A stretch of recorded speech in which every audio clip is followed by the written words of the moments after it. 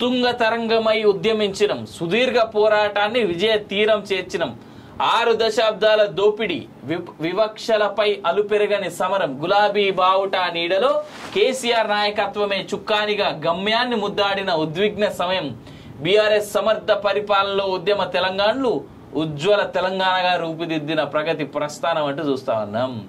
ఉద్యమకారులను ఆగం చేసిండు, ఉద్యమంలో చచ్చిపోయినటువంటి కుటుంబాలను ఆగం చేసిండు, తెలంగాణ రాష్ట్రాన్ని 7 లక్షల కోట్ల రూపాయల అప్పు వైపు తీసుకుపోయిండు.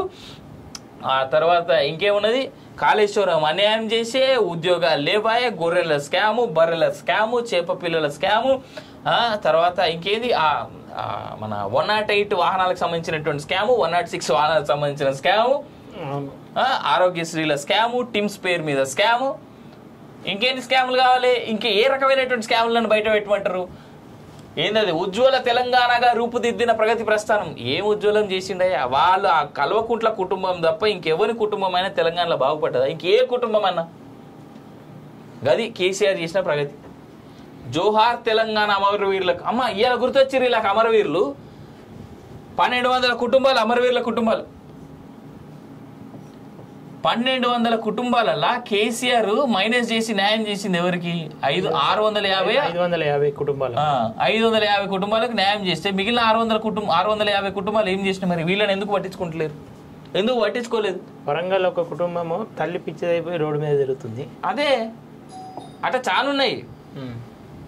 మీ స్మృతి మాకు నిత్య స్ఫూర్తి, మీ కీర్తి తలరాతలకు తరగని దీప్తి, మీ త్యాగం మహోన్నతం, మీ స్మరణం చైతన్యం జ్వలనం అంటూ ఉద్యమంలో లేని దరిద్రులందరూ చాలా మంది మంత్రులు ఉన్నారు గత 10 ఏళ్ళలో.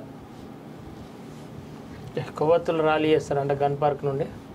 కొవ్వొత్తులు కాకపోతే ఇంకేదైనా ర్యాలీ చేయమని ఈ రోజే మళ్ళీ రేపు అయితే ఆయనతో మళ్ళీ వాళ్ళది నడవదుగా. ఆల్రెడీ గన్ పార్క్ దగ్గర మొత్తం బ్యారికేడ్లు వేసి పడేసారు రాత్రే. ఇగో ఇట్లా వేసిర్రు. ఇది ఏ పేపర్లో వేయలే కానీ గన్ పార్క్ చుట్టూ ఇనుప కంచె. తెలంగాణ అమరుల స్తూపం ఉన్న హైదరాబాద్ లోని గన్ పార్క్ వద్ద శుక్రవారం ఇనుప కంచె మొలిచింది.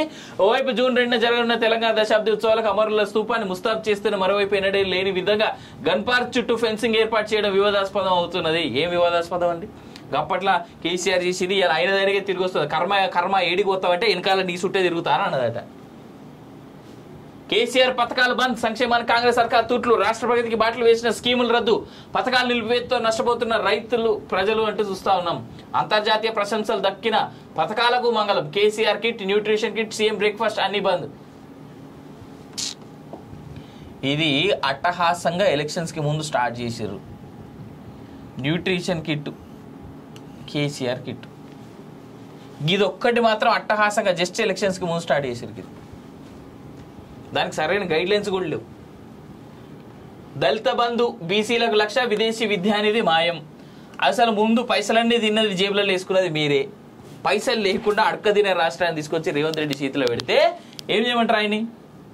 పల్లె ప్రగతి, పట్టణ ప్రగతి, సాగునీటి ప్రాజెక్టులకు అదే గతి. కేసీఆర్ ఆనవాళ్ళు చేరిపేయాలన్న ఆలోచనే కారణమా? చెరిపేస్తా అని ముమ్మాటికి చెప్పిండు కదా ఆయన. ముమ్మాటికి చెప్పిండు చెరిపేస్తా అని చెప్పేసి. చెరిపేసే ప్రయత్నం నడుస్తుంది. ఏమున్నది దాంట్లో?